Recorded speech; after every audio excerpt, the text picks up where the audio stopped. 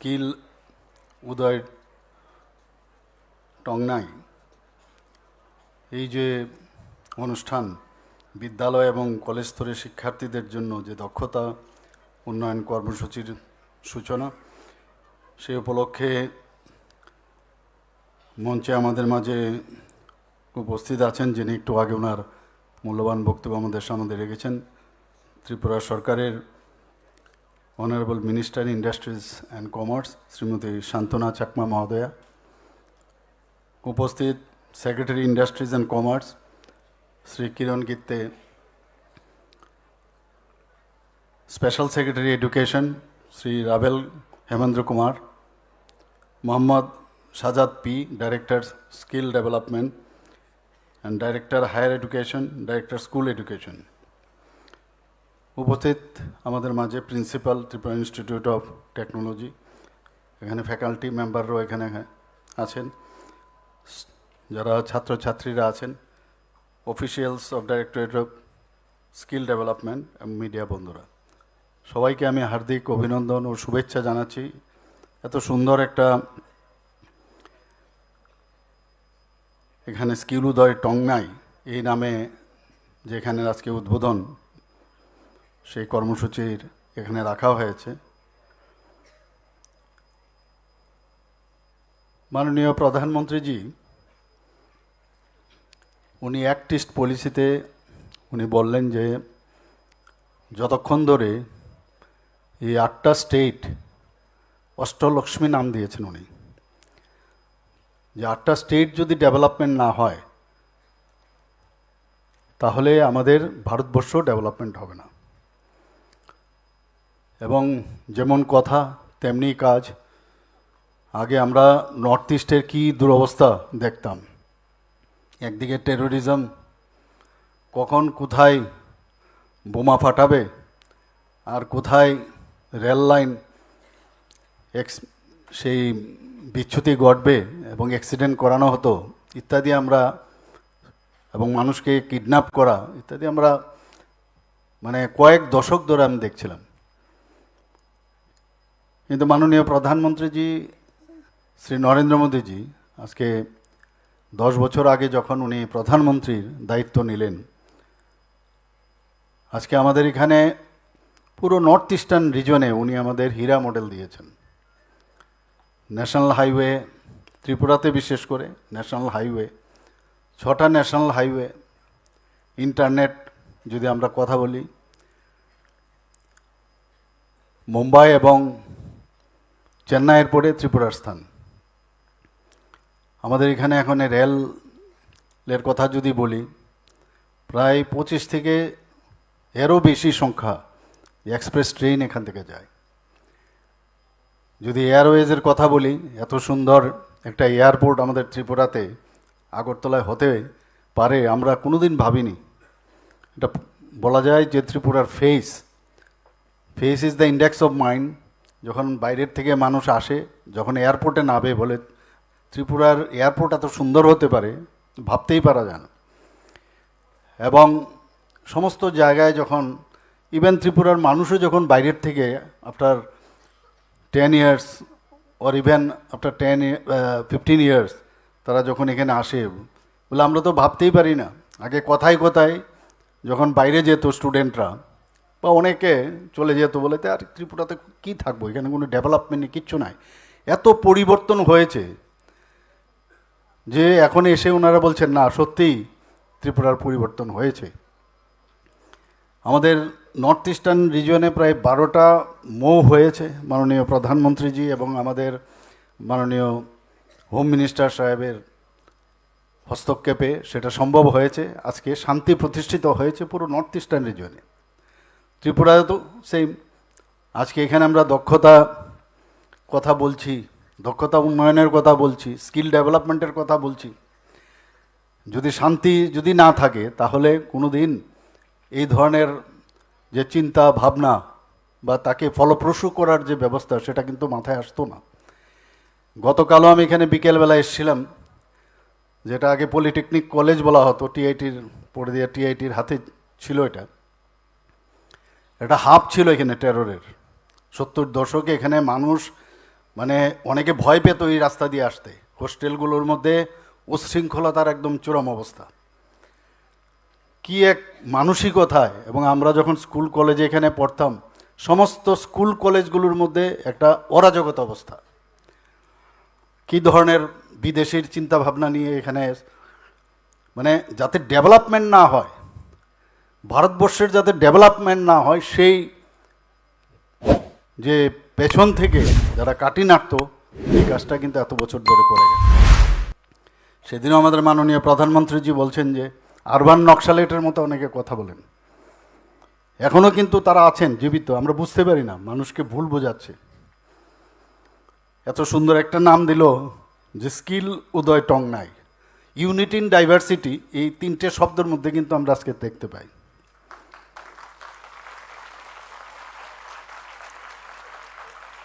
এখানে আমাদের মাননীয় মন্ত্রী শান্তনা চাকমা মহোদয় বলার চেষ্টা করেছেন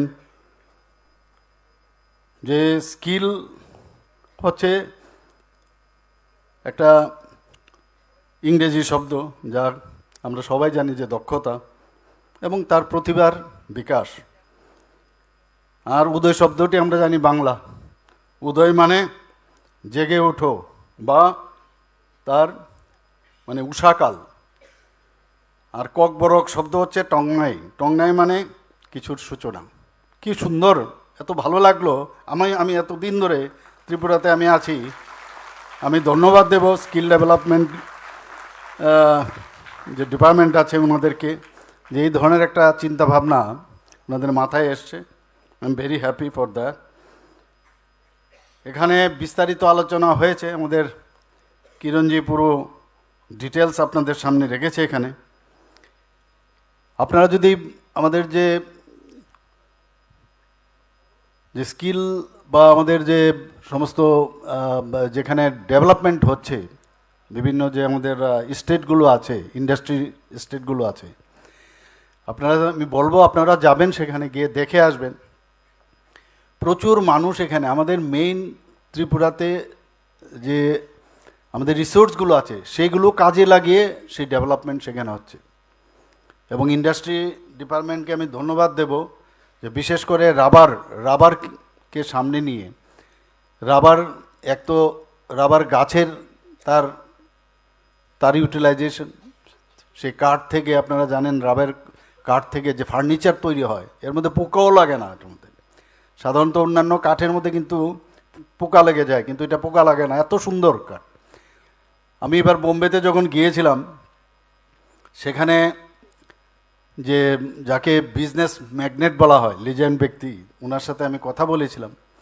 উনি বলেছেন ত্রিপুরাতে আসবে, ওনার টিম পাঠাবেন, এবং ওনারা বলছিলেন যে আমাদের যখন সিল লেগে যাবে এবং আরও বেশি এটাকে ফিনিশিং যদি দেওয়া যায় এই কাঠ থেকে, তাহলে এটা ইন্টারন্যাশনালি তার অ্যাকসেপ্টেন্স অনেক বাড়বে।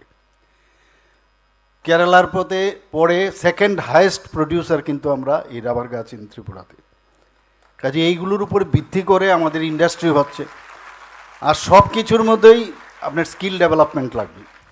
সেখান থেকে যে আপনার রেজিনটা বের হয়, রেজিন কালেকশন হয়, এমনিতে অনেকেই যায় রেজিন, কিন্তু তার জন্য আরও স্কিল কিভাবে করা যায়, তার জন্য স্কিল ডেভেলপমেন্টের প্রয়োজন। মাননীয় প্রধানমন্ত্রীজি এর জন্য আলাদাভাবে একটা ডিপার্টমেন্ট খুলেছেন, যে যতক্ষণ ধরে স্কিল ডেভেলপমেন্ট না হবে সর্ব বিষয়ে, ততক্ষণ ধরে কোনো অবস্থায় এটা ফাইনেস্ট যে একটা প্রডিউস, সেটা কিন্তু সম্ভব হবে না। সেই কারণেই আজকে স্কিল ডেভেলপমেন্টের এই কাজটা হচ্ছে। আমাদের এখানে আগর কথা বলছি, আপনারা জানেন যে আগরতলার নাম, মাননীয় প্রধানমন্ত্রীজির সাথে আমার প্রথম যখন দেখা হয়েছিল, আমি ওনাকে বলেছিলাম এই কথাটা, যে আগরতলার নাম যা শোনা যায় আগরতলা থেকে, এখানে প্রচুর আগর গাছ ছিল। তো এই আগর গাছ থেকে আজকে আগর থেকে আপনারা জানেন যে আগরের যে প্রেসিয়াস, গোল্ডের থেকে ওইটা প্রেসিয়াস, এবং মিডল ইস্টে সেটা যাচ্ছে এখন। এটা আগে তার জন্য রেস্ট্রিকশন ছিল যে এত গ্রামই পাঠাতে পারবেন, এখন কেজি যাওয়ার যে পাবন্দি ছিল সেটা এখন তুলে দিয়েছে। তো আমরা 10,000 কোটি টাকার আমরা আগামী দিনে তার আমরা রেখেছি যে আগামী দিন তার মানে একটা টার্গেট রেখেছি যাতে এই পরিমাণে টাকা আমরা তার থেকে উৎপাদন করতে পারি, সেভাবে কাজও চলছে। আমাদের এখানে চা শিল্পের কথা যদি বলি, আগে এটা রুগ্ন শিল্প হয়েছিল, 30-35 বছর ধরে তো অবস্থাই খারাপ করে দিয়েছিল, অথচ ত্রিপুরার চা কিন্তু মানে খুবই ভালো ছিল, আসামের থেকে কোনো অংশে কম ছিল না। আমাদের এখানে সব আছে, আমাদের ছেলে মেয়েরও কিন্তু বেটার স্কিলের, আমাদের এখানে যারা ইয়াং জেনারেশন আছে কোনো অবস্থায় ট্যালেন্টের অভাব নেই। কাজে আমার কাছে এই জিনিসগুলো এখানে ত্রিপুরাতেই আছে, তার ডেভেলপমেন্ট প্রপার ইনফ্রাস্ট্রাকচার যদি আমরা দিতে পারি, সেই আমরা এখানে অকশন আর অকশন সেন্টারও আমরা এখানে ওপেন করেছি। আস্তে আস্তে করে ত্রিপুরার চায়ের দামও কিন্তু অনেকটা বাড়ছে, 5th প্রডিউসার স্টেট এখন ত্রিপুরাতে চার ক্ষেত্রে। তো আমরা কিন্তু এগুলো আগে দেখিনি, আমরা বলছি খালি দেয় না এরকম বলতাম, কেন্দ্র দেয় না, আরে তোমার কাছে সব কিছু আছে, তুমি যেগুলো আছে সেইগুলো নিয়ে তুমি চেষ্টা করো। আমাদের এই সরকার আসার পর আমরা কিন্তু সেই চেষ্টাটা আমরা চালিয়ে যাচ্ছি।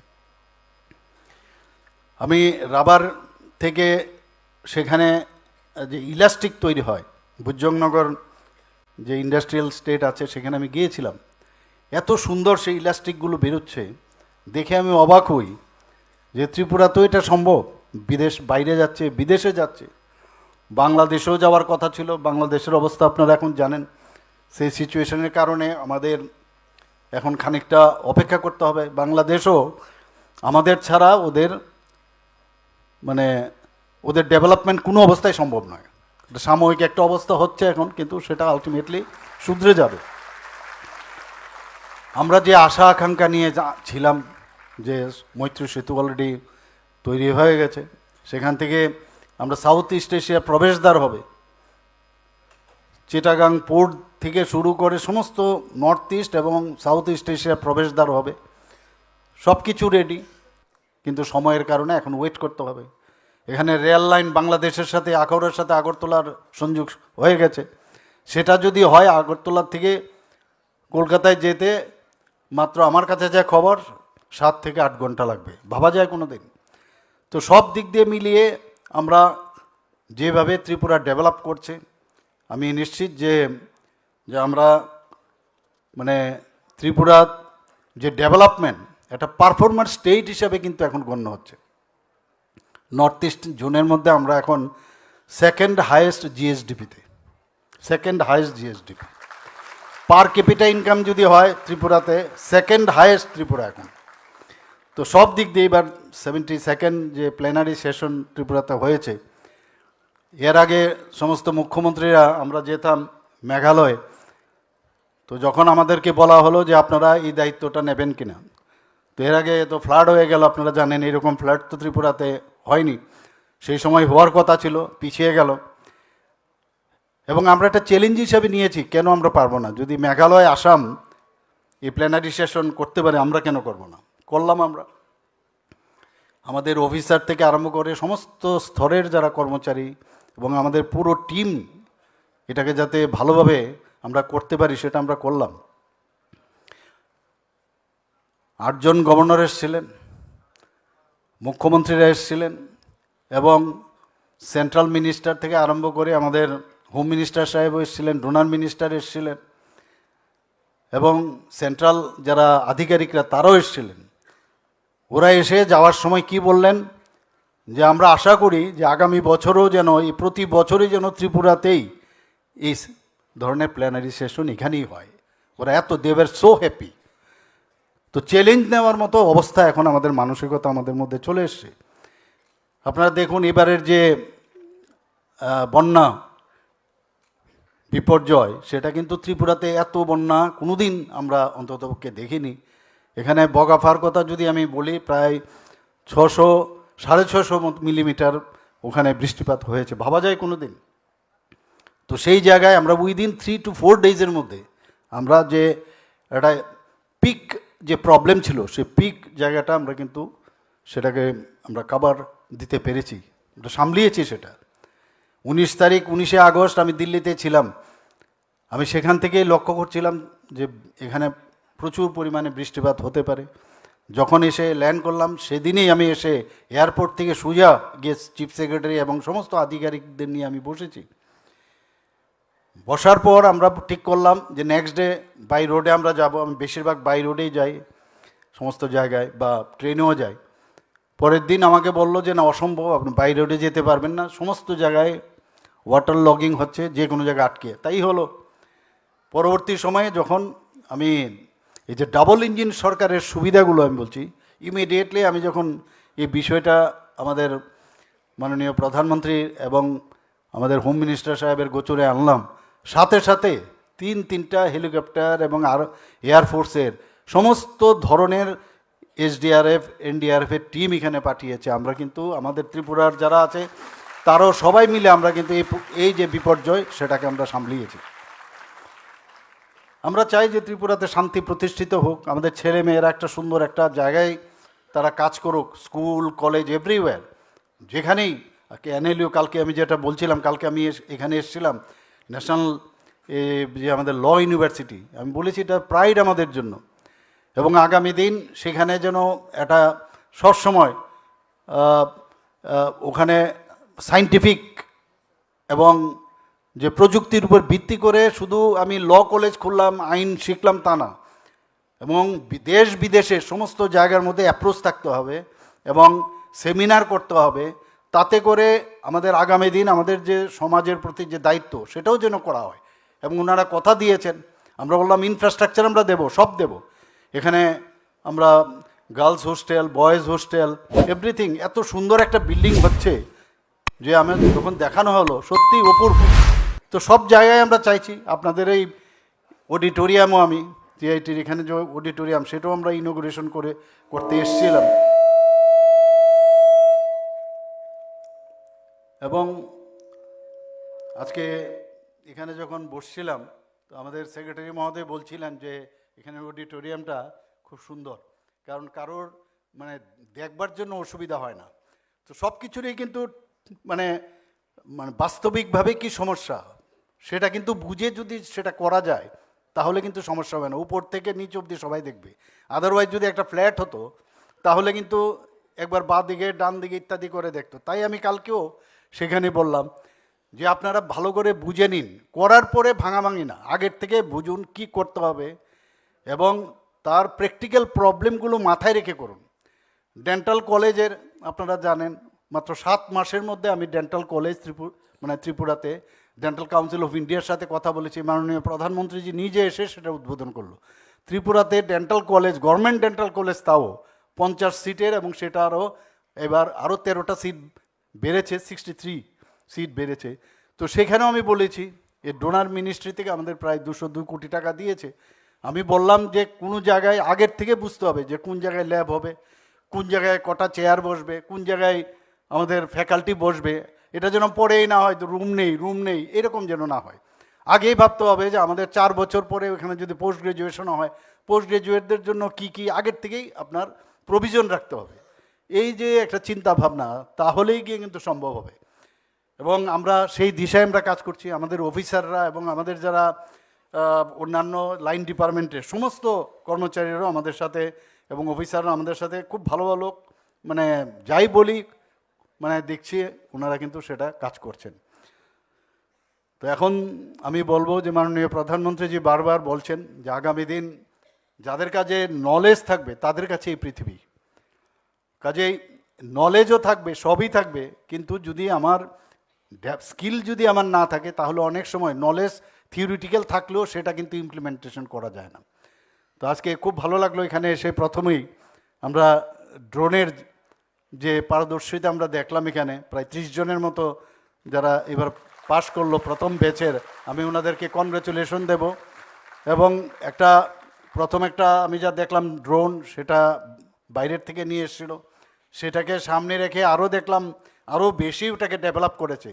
এটাই বলছে যে ইনোভেটিভ আইডিয়া, মানে অনুকরণ যেন না হয়, অনুকরণ না করে নিজের অনুসরণ করো, কিন্তু নিজের ডেভেলপমেন্টও করো।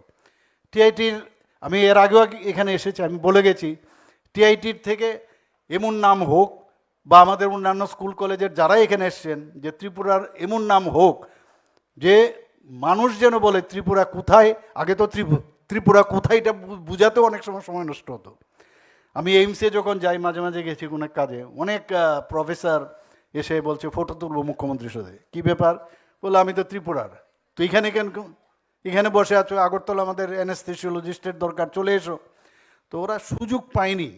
ত্রিপুরার ছেলেমেয়ের বহু জায়গায়, বিদেশে ভালো ভালো এফডিএস, এফআরসিএস এইসব বহু লোক আছে। ত্রিপুরার ট্যালেন্টের অভাব নেই। এই সরকার, এমন একটা সরকার এসছে এখন ত্রিপুরাতে, এবং ভারতবর্ষে মাননীয় প্রধানমন্ত্রীজির আশীর্বাদে, যে আগামী দিন প্ল্যাটফর্ম আমরা দেব বিভিন্নভাবে ছাত্রীদের জন্য। এখানে কেরিয়ার গাইডেন্স প্রোগ্রাম এখানে রেখেছে, এই বিষয়ে কথা বলেছে।